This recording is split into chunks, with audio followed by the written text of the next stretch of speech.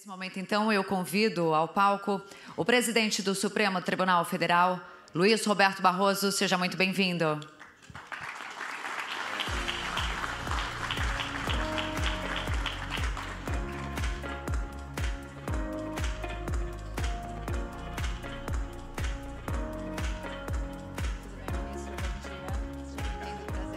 Muito grato, viu?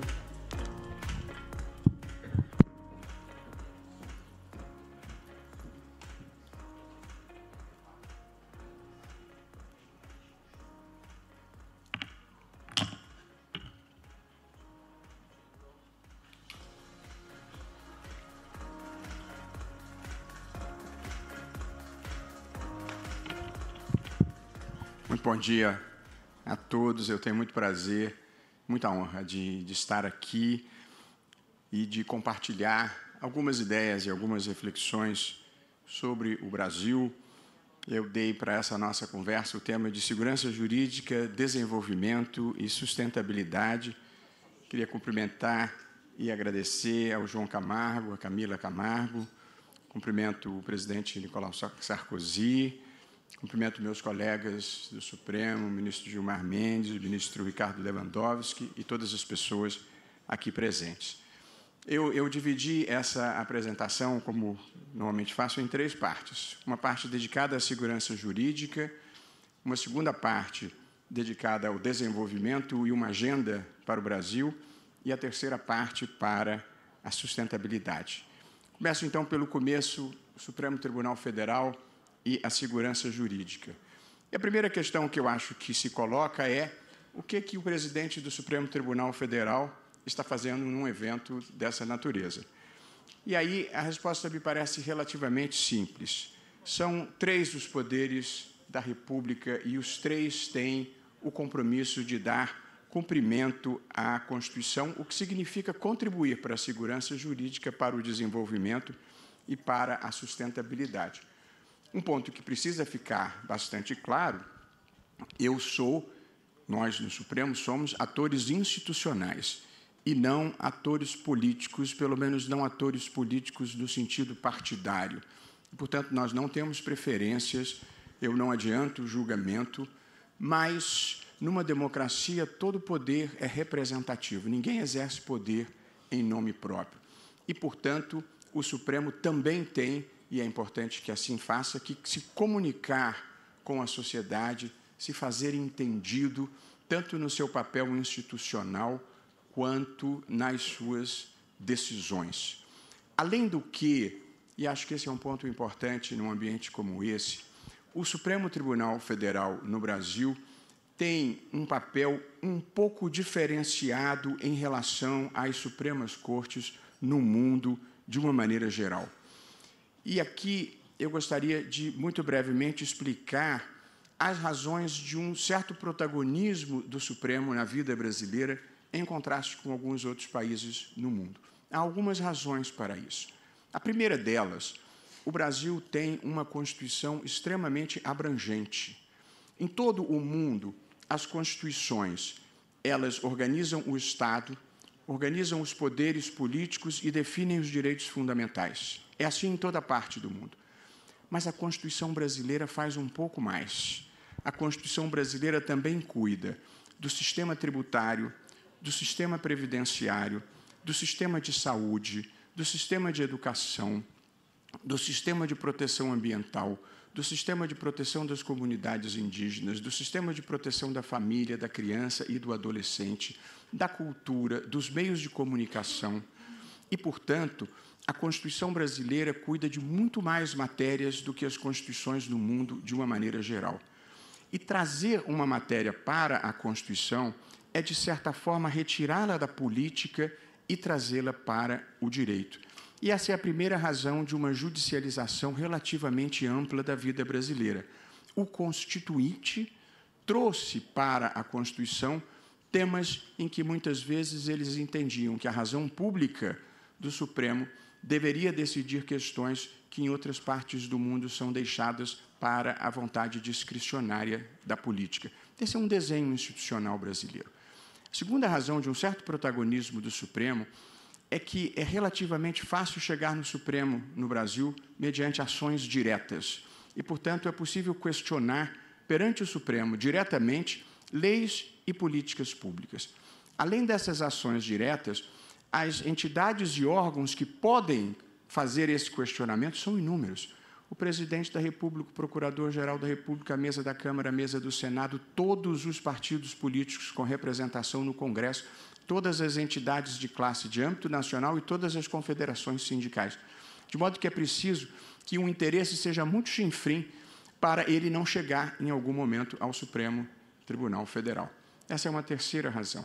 A quarta razão, há uma coisa singular na vida brasileira, nós julgamos na frente da televisão. Outro dia eu li, esse pessoal gosta de holofotes. Não, não é que a gente gosta, a gente trabalha na frente dos holofotes. É o único emprego no mundo que você diz em casa que vai trabalhar e a sua mulher pode ver na televisão se você de fato foi. Portanto, há uma exposição pública no modelo institucional que se adotou no Brasil. E, por fim, como o Supremo decide boa parte das grandes questões econômicas, sociais, políticas e éticas do Brasil, existe grande cobertura da imprensa e grande exposição pública.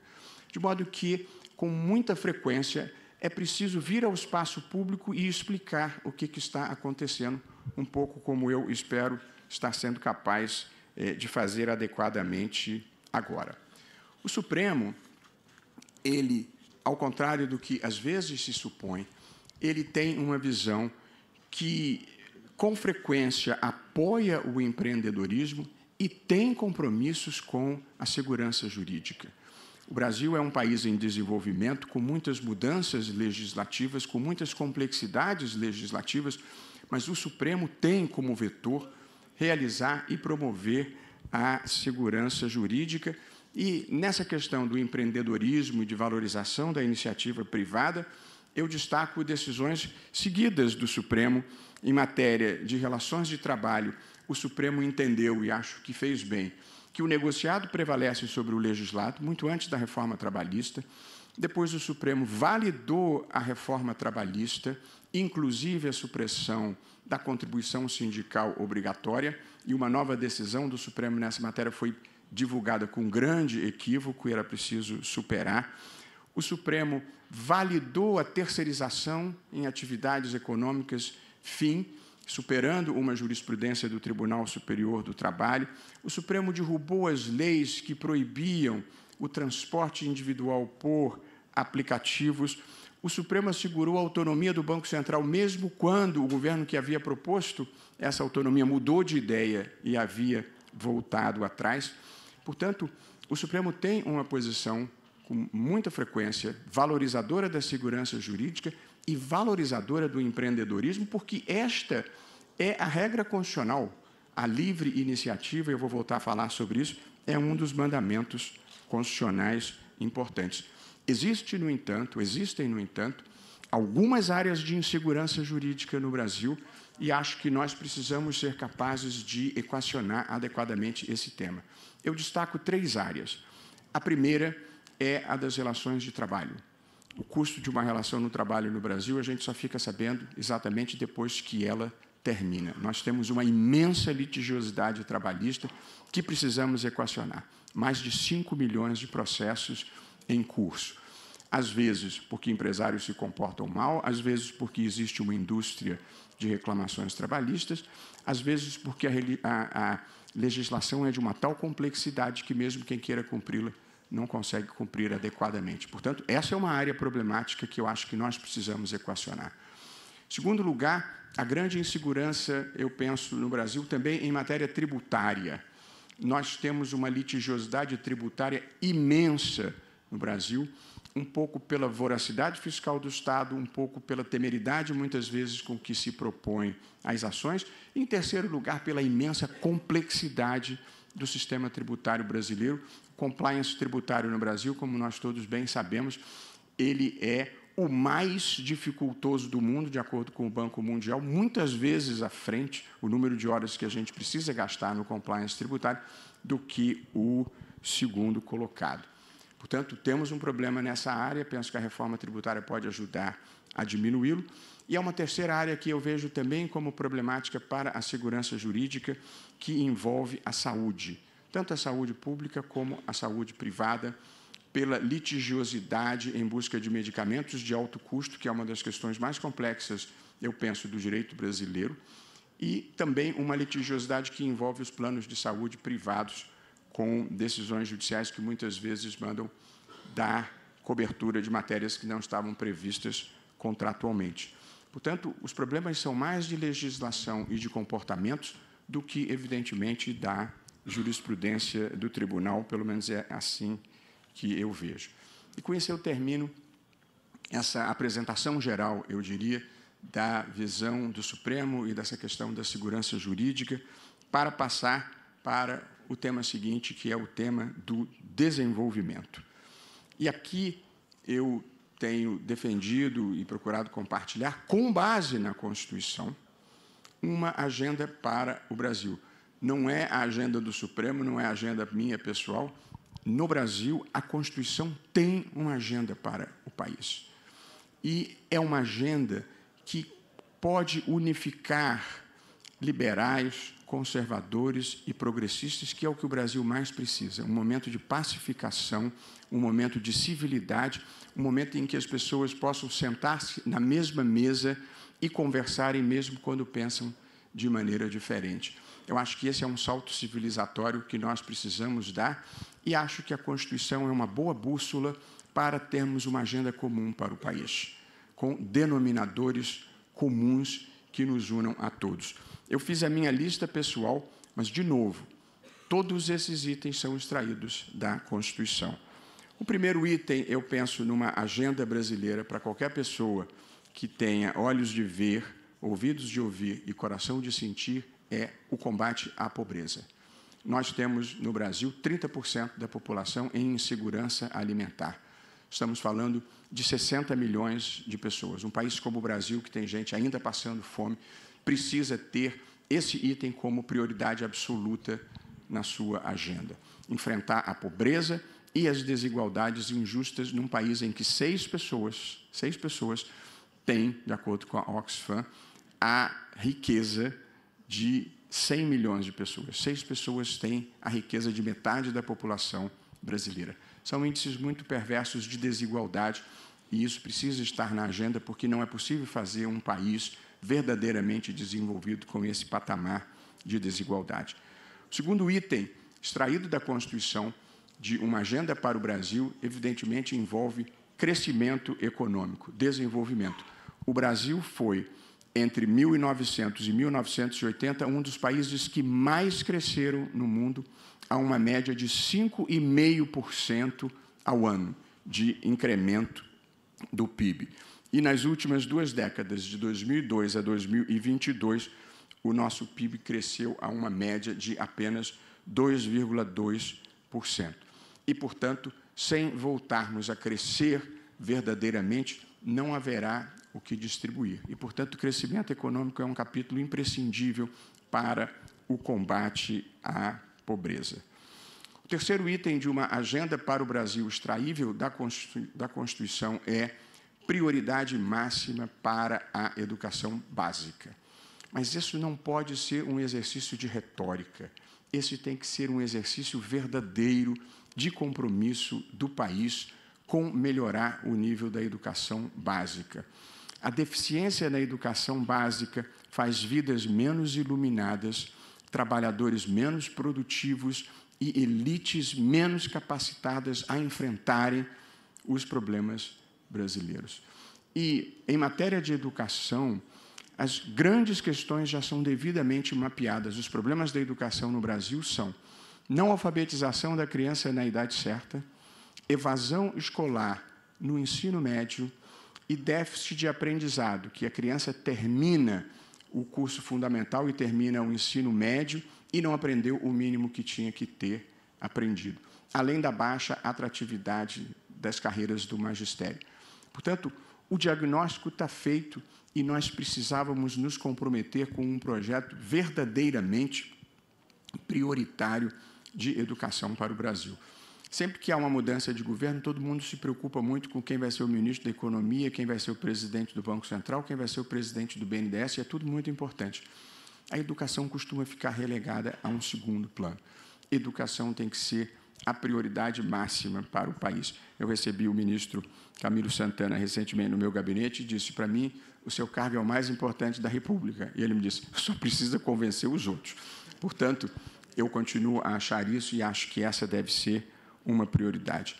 Há um quarto item que eu sei que será caro aos senhores, que também está na Constituição. Nós precisamos superar o preconceito que ainda existe no Brasil contra a livre iniciativa e contra o empreendedorismo. Esse é um problema que nós não conseguimos superar ainda, e a história demonstrou que a iniciativa privada é melhor geradora de riquezas.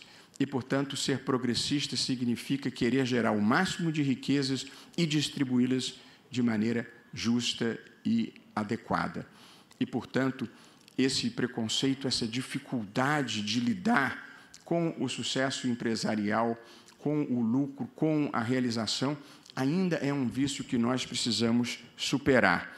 Na verdade, o imaginário social brasileiro, talvez olhando um pouco para o passado, ainda associa o sucesso empresarial a concessões com favorecimentos, obra pública com licitações duvidosas, golpes no mercado financeiro, grandes latifúndios, e, de fato, nós tivemos esses problemas historicamente. Mas, hoje em dia, já existe muita gente que corre risco, muita gente que gera empregos, muita gente que inova, e, portanto, nós precisamos ser capazes de mudar essa percepção de que o Estado tem que ser protagonista. O Estado tem que ser protagonista nas redes sociais, nas redes de proteção social, na prestação de serviços públicos de qualidade, em educação pública, em saúde, porém, com uma visão de limitação desse Estado econômico por ser ineficiente quando não há outros problemas. Portanto, nós precisamos de regulamentação clara, competição, incentivos ao empreendedorismo e à inovação. Por estranho que pareça, o sucesso ainda é mal visto no Brasil e precisamos derrotar essa percepção. O quinto item de uma agenda para o Brasil, com base na Constituição, que me parece muito importante, é investimento em ciência e tecnologia. Essa é a grande fonte de riqueza do mundo contemporâneo. Nós estamos vivendo a terceira revolução industrial, produto da substituição da tecnologia analógica pela digital e caracterizada essa terceira revolução pela universalização dos computadores pessoais, dos telefones celulares e da internet conectando bilhões de pessoas em todo o mundo. Eu gosto de lembrar que nós todos, sobretudo os mais antigos, temos uma nova gramática e um novo vocabulário, com palavras que identificam utilidades que até anteontem a gente não conhecia e sem as quais já não saberia viver. Fiz uma listinha pessoal dos que eu conheço de sabença própria. Google, quero dizer aos mais jovens que já houve vida na Terra sem poder dar um Google, Facebook, Instagram, Twitter, TikTok, YouTube, WhatsApp, Telegram, Uber, Dropbox, Skype, FaceTime, Waze, para quem vivia perdido pelo mundo, Spotify, Netflix, para os solteiros ainda tem Tinder. Portanto, nós vivemos esse admirável mundo novo da economia digital, da economia do conhecimento. Quando nós éramos todos aqui mais jovens, as empresas mais valiosas do mundo eram as que exploravam petróleo, como a Hess e a Shell, as que fabricavam automóveis, como a Ford e a General Motors, ou as que produziam os grandes equipamentos, como a General Electric. Nenhuma dessas empresas figura mais entre as mais valiosas do mundo. As empresas mais valiosas do mundo hoje são Apple, Amazon, Facebook, Google e Microsoft.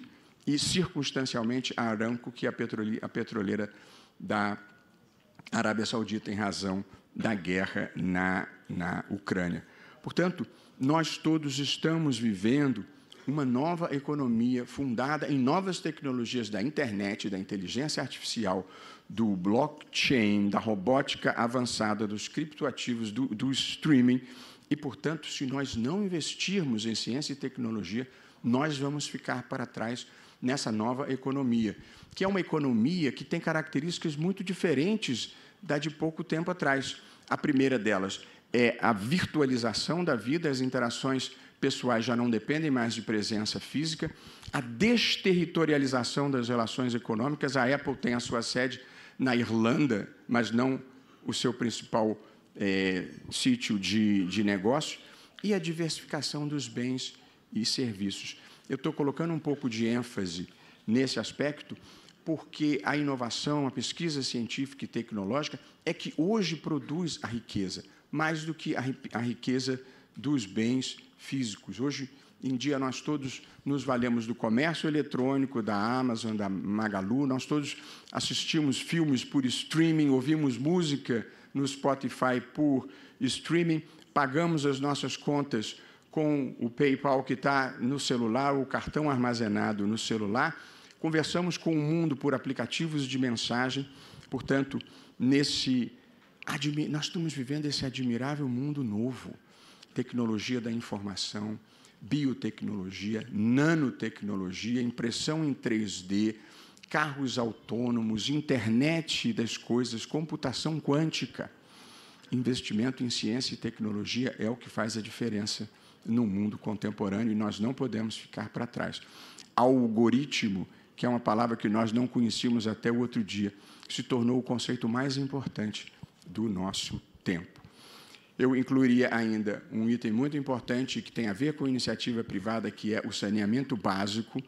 Há uma área para expansão exponencial no Brasil de serviços públicos prestados privadamente, que é a ampliação de uma rede de saneamento básico que não cobre nem 50% dos lares com esgotamento sanitário, um país em que ainda joga o esgoto em natura em boa parte dos seus rios e mares sem nenhum tipo de tratamento e, portanto, o saneamento básico tem que estar numa agenda para o Brasil, assim como eu penso habitação popular e urbanização, também uma área de expansão e investimento da iniciativa privada. Nós precisamos desfavelizar o Brasil e dar moradia digna para as pessoas, como um projeto de investimento econômico e como um projeto de melhoria da qualidade de vida das pessoas de uma maneira geral. O Brasil tem mais de 6 milhões de unidades de déficit habitacional.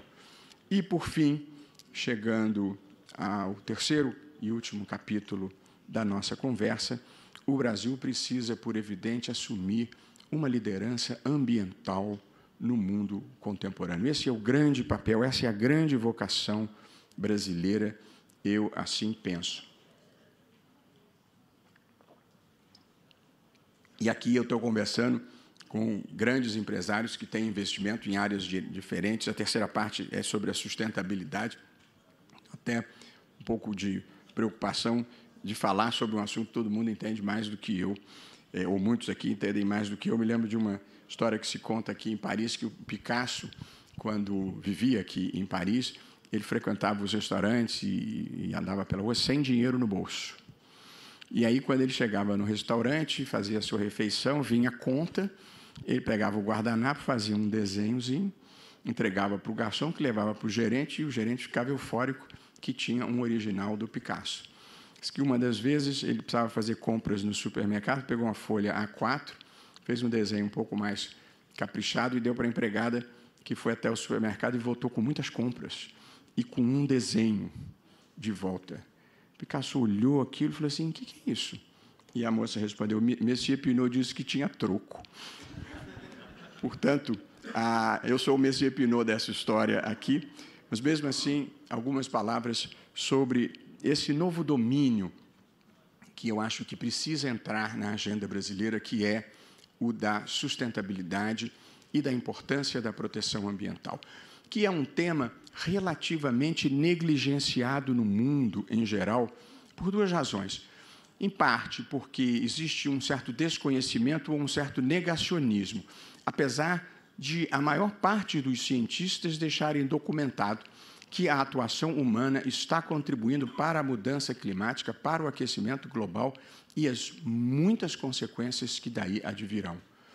O grande problema, e essa é a segunda questão, é que as consequências não se produzem imediatamente.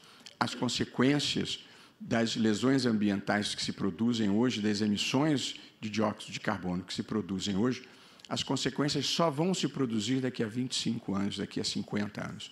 E, por isso, as decisões que são urgentes vão sendo progressivamente adiadas, num mundo que começa a assistir fenômenos climáticos extremos, que incluem queimadas, incluem secas, incluem seca na Amazônia, hoje no Brasil, ciclones no Rio Grande do Sul, aquecimento dos oceanos, as cidades litorâneas vão ter problemas. Portanto, não é uma questão abstrata, é um problema que está se construindo, building up, e que nós precisamos incluir na agenda. Depois da Revolução Industrial, e essa é a grande causa da mudança climática, ampliou-se exponencialmente a utilização dos combustíveis fósseis, petróleo, gás natural e carvão. Essa é a grande causa, como nós sabemos, do aquecimento global, porque aumenta a quantidade de gases de efeito estufa na atmosfera e, portanto, aumenta expressivamente a retenção de calor. O mundo procura regular essa matéria, existem acordos internacionais, Convenção Quadro, Protocolo de Quioto e o Acordo de Paris, em que os países assumem, eles próprios, obrigações de contribuições nacionais determinadas. O Brasil tem muitas contribuições assumidas e que, infelizmente, não as cumpriu. Nós temos compromissos, inclusive, de desmatamento zero, desmatamento ilegal zero, até 2030. Interessantemente, eu disse que o Brasil pode e deve se transformar numa potência ambiental, porque nós temos todas as condições para isso e temos exemplos a dar.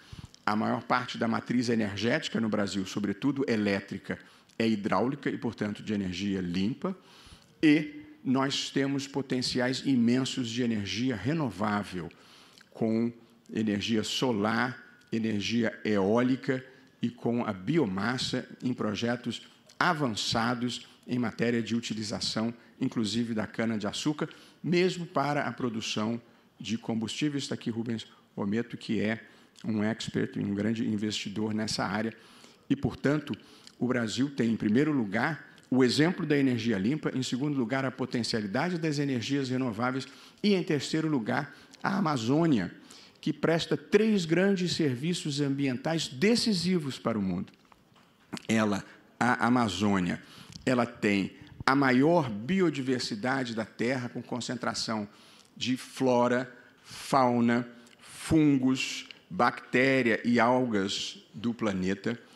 A Amazônia tem um papel decisivo no ciclo da água, pela água doce que despeja no Atlântico e pelos rios voadores que vão irrigar a América do Sul e o agronegócio lá no Centro-Oeste.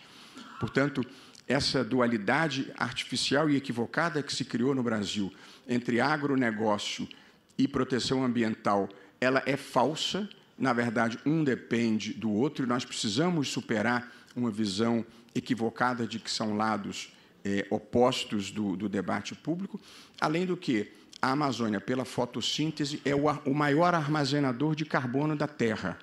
E, portanto, quando se derruba a floresta, não apenas se perde esse serviço que ela presta, como também se libera de volta na atmosfera o carbono que havia sido retido.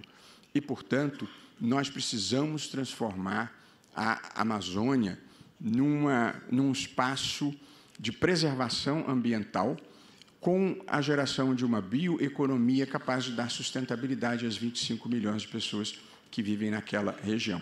Eu já propus mais de uma vez que nós fizéssemos uma grande convenção com investidores, ambientalistas, povos originários, e pensar o que nós queremos colocar dentro desse rótulo bioeconomia. Todo mundo está de acordo que é bom criar uma bioeconomia, mas nós precisamos saber o que vai dentro daquilo.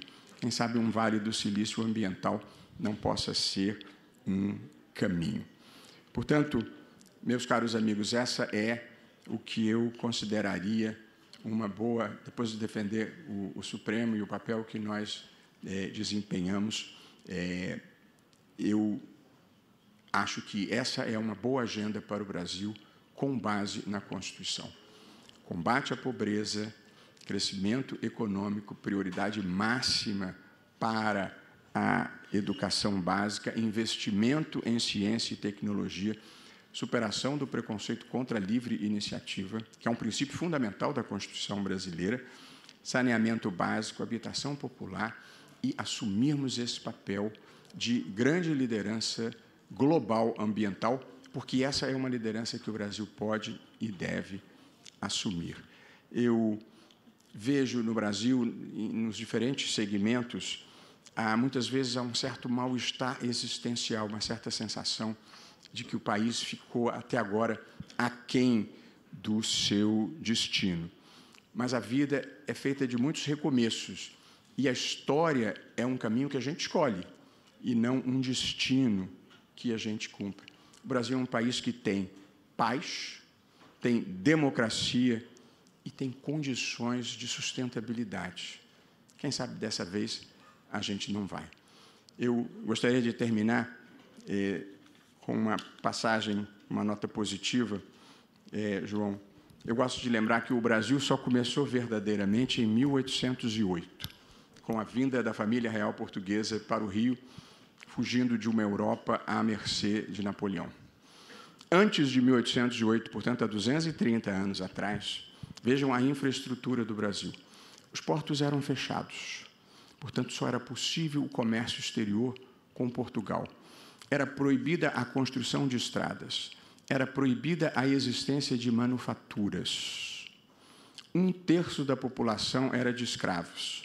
Não havia moeda suficiente, as trocas eram feitas por escambo. E não havia escolas. 98% da população era analfabeta. Essa era a infraestrutura do Brasil há 200 e poucos anos atrás. A superestrutura, nós não somos herdeiros da tradição anglo-saxã que tinha uma Magna Carta desde 1215. Nós fomos herdeiros da tradição lusitana, queridos como genuinamente são nossos irmãos portugueses, a tradição do último país da Europa que acabou com a Inquisição, do último país da Europa que acabou com o tráfico negreiro e do último país da Europa que acabou com o absolutismo. E com aquela infraestrutura e com esta superestrutura, o Brasil, em 200 e poucos anos, se transformou numa das maiores economias do mundo e na 4ª maior democracia do mundo. De modo que, às vezes, nós temos uma certa impaciência, mas nós temos uma história de sucesso para contar. E nos momentos difíceis, como disse meu discurso de posse, quando as pessoas não se apresentam na sua melhor versão, eu me consolo com a máxima que rege a minha vida e com a qual eu termino aqui. Não importa o que esteja acontecendo à sua volta. A gente não tem controle sobre o que os outros fazem. Não importa o que esteja acontecendo à sua volta.